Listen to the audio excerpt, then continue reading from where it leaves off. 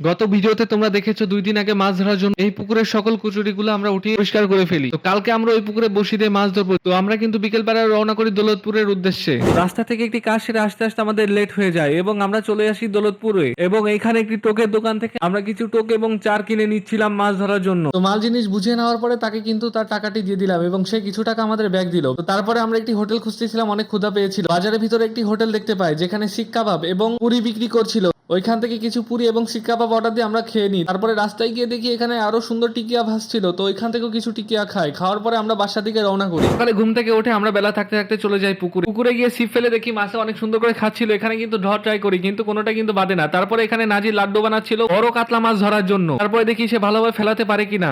অনেকক্ষণ বসে থাকার পরে কিন্তু হ্যান্ডশিপে একটি মাছ বাঁধে যেটা কিনা ছুটে যায়। তারপরে আরো একটি মাছ বাঁধে যেটা উঠাতে গিয়ে কিন্তু আটকে যায় এবং সেটাও ছুটে যায়। কিছু সময়ের পর বড় মাইসেল মোহন ভাই আমাদের এখানে চলে আসে, যে কিনা মাছ ধরতে গিয়ে বাঁশের আগায় উঠে যায়, কারণ তার বড়শিটি বাঁশের উপরে বেঁধে যায়। তো অনেকক্ষণ পরে আমাদের সেটে কিন্তু একটি মাছ বেঁধেছে যেটা কিনা নাজির অনেক ভালোভাবে তুলে নিয়ে আসে। তারপরে আমিও কিন্তু একটা তেলাপিয়া ধরি, যেটা ভিডিও কিন্তু করতে পারি নাই। একটা বাজার কারণে অনেকে গোসল করতে চলে আসে, তারপরে আর আমরা মাছ ধরতে পাই না। তারপরে আমরা বাড়ি চলে যাই। তো আমরা নেক্সট আবারও আসবো, এবার জানলে এখান থেকে এসে সব মাছ ধরে নিয়ে যাবো।